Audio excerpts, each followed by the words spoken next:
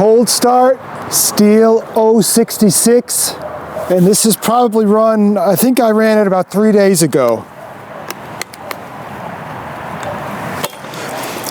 It's a good saw, but you know, it is an 066 and she is a little tired.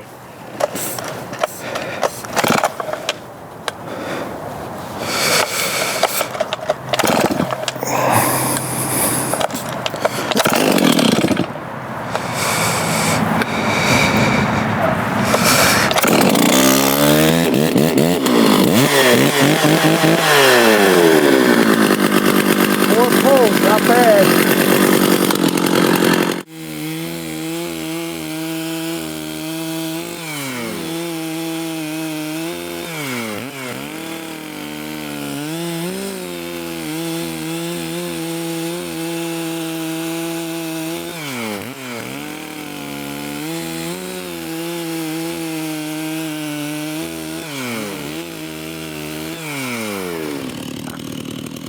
How you doing today, guys? You know, I don't think we've made a firewood video since last winter, and you know, it's been a while.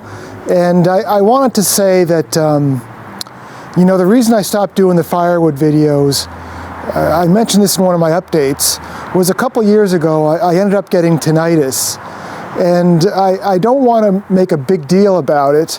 I felt like all my life I was pretty careful about power equipment and wearing hearing protection, but I just want to kind of put this little public service reminder when I'm using chainsaws and such, that power equipment is loud, and I just want to remind you guys to wear your hearing protection, or if I knew then what I know now, double up your hearing protection. Wear ear plugs and ear muffs when you're using power equipment, because hearing a ringing noise all the time is really annoying. So anyways, that's just my little public service message. I'm kind of back into things. I'm getting back into things with firewood, and I thought what we do today is just kind of go over, you know, a firewood update. I forget what I used to call them, but you know, we'll just kind of go through and show you what's going on. So basically what I did last year was, you know, I cut just enough wood for this year, and then I went through and gave a lot of wood to a friend of mine, and just cleaned things up because it was getting kind of messy back here. Again, I love splitting wood. It really, you know, it's like going for a walk to me, or doing yoga for some. It really just helps me clear my mind.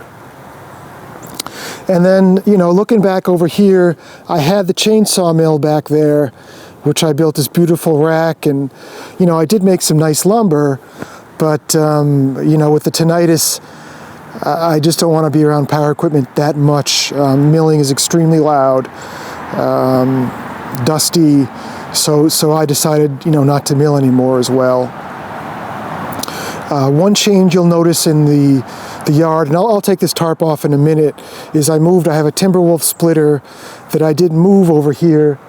So it's right by the wood pile, and my thought was I could use it to split the wood. You know, if I get wood from a job or whatever, I can just dump it back here. This is my wood processing area, and then, you know, I can put it on the Timberwolf. But honestly, I still do enjoy you know, splitting wood with the axe. So I mean, all I've been using, all this wood here is this year's wood, and then all this wood here is last year's wood, which is probably still 4.5, 5 cords if I had to guess. But a neighbor of mine cut down an ash tree. We had a couple windstorms where some branches fell off of my sugar maples, and then a couple times when I was at the dump, I picked a few things up. So this, which has got to be maybe 1.5 cords to 2 cords, you know, is basically just stuff that fell into my lap. And you know, it's with the time left in the season, whatever's left of this and this is probably going to be enough for next year as well. But still loving, I think I did a video on my axe handle. You know, I have the Wetterlings maul, but you know, this guy is really, you know, all you need. I don't want to say all you need, but I mean, a good axe, a splitting log, And a chainsaw to noodle your knotty logs is really all you need for 5 or 6 cords a year. I don't even think you need a splitter. You know, I haven't run this 066 because it's the biggest saw I have, and I assume the loudest. So for 2 years I didn't run it, and then I just started running it about a month ago. And I've only run 4 or 5 tanks through it, but I gotta say, it's big, it's heavy, but it's really a very satisfying feeling, as long as you're not trying to cut really small logs with that much power. And what I've been doing is I've been using my old milling chains. I don't think I can get it to focus, but these teeth are filed to 10 degrees. So I've been using the old milling chains for noodling, and I think what I'm going to do is just keep one saw. I don't know if it's going to be the 066. Just keep one saw specifically for noodling. I have an 020, an 036, 046, 066. The 066 is just fun, for lack of a better term. So I might just keep this one with the milling chain on as my noodling saw, and just make sure I rest the logs against the spikes so they don't kick back at me. Again, chainsaw is extremely dangerous. If you've never used a saw to noodle logs, be very careful. If you've never used a chainsaw, be super, super, super careful. When I took apart the chainsaw mill, I had a couple of these mats. I get these at Tractor Supply. I think they're called stall mats or bedding mats. They're like 4 by 6, and they probably weigh 45, 50, maybe 60 pounds. They get heavier when you put them outside. But I really like these guys for walking on where you're going to be splitting wood, because you know, you don't get that muddiness where your feet start sliding all over. And I also use it underneath where I do my hand splitting. If there is ice, once you scrape it off, you know, the snow or the ice, the sun catches the black and it burns away, you know, within a few hours. And then for the splitter, I also like this because now whenever all that junk falls on the ground, I can just grab a rake and rake it out, and not have to, you know, keep digging a hole and having the mud. But, you know, these mats, if you guys are doing anything outside, splitting wood is all I can think of right now, where you just don't want to be sloshing around in mud all the time. I really do like these mats. So I brought the splitter over and I put it on the mats, and then I wanted to keep the tires out of the, you know, the tires settle in the mud. So to keep them out of the water, I put them on top of blocks, which is also kind of nice because it lifts things up a little bit for me. But my thought is that the Timberwolf is basically just going to sit out here all the time. And then I have this bucket I got at Tractor Supply as well, which gives the mice, you know, there's a little bit of evidence of mice in there. A little bit more cover on cold nights, but you know, this is pretty much my thought, is just leave the Timberwolf here. Log splitters are freaking heavy. I don't want to move this thing around all the time. I got a brand new tarp, and then I put these hooks. Again, Tractor Supply, I got these hooks, so I can just, you know, tarp it off. I'm not going to move it, so once I got everything all set, it's very easy to put the tarp back and forth. But I mean, I honestly don't even think I'll be using this splitter more than once every few months, just to run it for a while, because I still enjoy splitting. That's just who I am. This is the woodshed hoop house. You know, it's been a while since I built it. Everything's holding up fine. I'm due for a new tarp. Another thing I'm due for is, there was a storm where a branch, one of my maple branches, sugar maple branches, fell and hit the edge. You see how that's crooked there? So the next time I have some PVC, I'll have to redo this one arch. No complaints about the thing. You know, I've gone through 2 new tarps now. This winter I should do a 3rd. This is what I've got for wood right now. If I had to guess, I'd say this is probably going to last me 3 to 4 weeks, but it really depends on the temperature. It's been such a mild winter that this could last me 4 weeks if it stays in the upper 30s, low 40s. And I'll be honest, The cost of oil is so low now with everybody staying home and not driving that I don't even know if it's worth the effort to split wood more for the sheer enjoyment of it. We buy oil. You don't pre-buy, but you say you're going to buy so much, and we locked into a price of $2.01 a gallon. And I know other years it was well over $3 a gallon for heating oil. So, I love the wood stove. I live in an old farmhouse. There's always going to be a draft, but the wood stove just really helps, keep things toasty. So again, I love burning wood, but if you were to do the math, for the cost of $2 a gallon of heating oil and the amount I save, it's probably cheaper to get a job at minimum wage. The red squirrels, I think they had a nest right in here. This was covered when the season started. Wood piles and red squirrels and mice seem to just go together. But I think the red squirrels have moved into my maple trees now. But, I say this every year, I want to make this woodshed a little bit longer. So,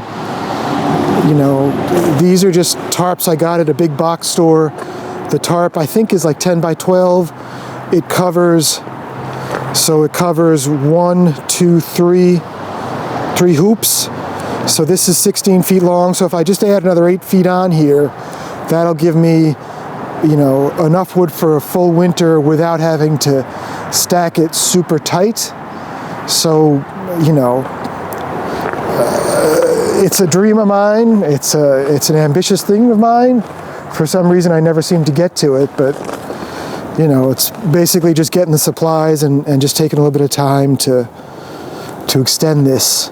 And it is, you'll notice it's a little racked. And the one thing I did wrong when I built it was I didn't pay attention to how straight my boards on the sides were. I think I don't remember what I did, but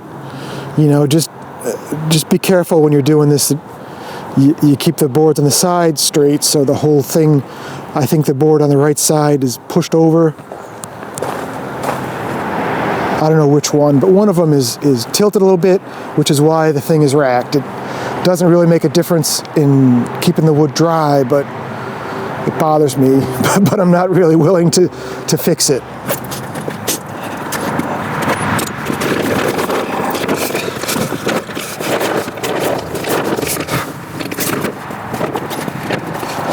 So hey guys, I guess that's about it for today. I just, I haven't made a video in a while. I kind of want to get back into it, and I thought we'd start with a firewood tour.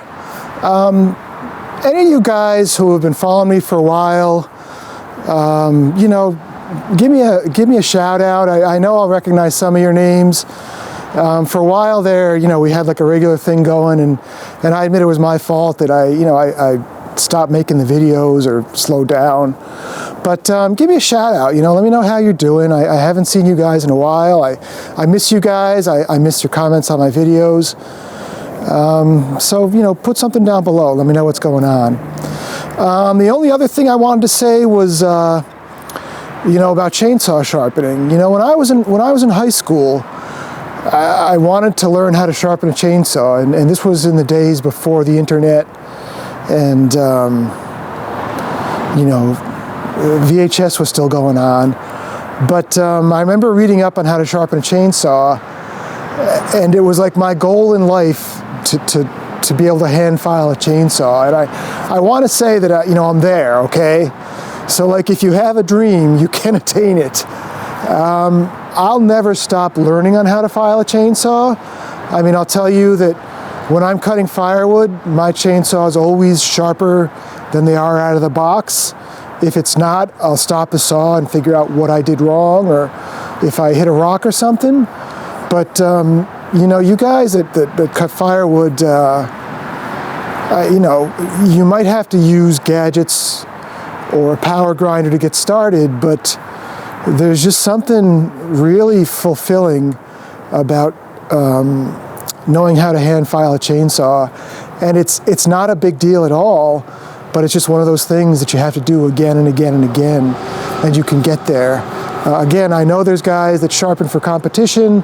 I know there's guys that fell lumber all day, every day, and there must be so many tweaks, but you know, you can do it. So if you have the dream, it only took me maybe 30 years to master it, so maybe you can beat me. I don't know. But thanks for watching, guys. I look forward to seeing you soon, and hopefully we'll have some more videos soon. Take care.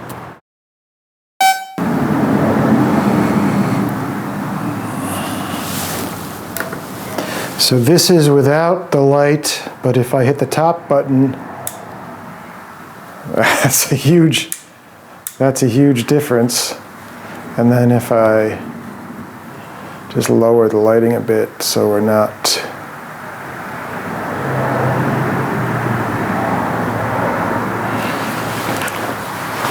and then stand in the corner of the screen, but look at that and you should be good. Hey folks, what's going on? Woo woo woo! John in the house! Woo woo woo!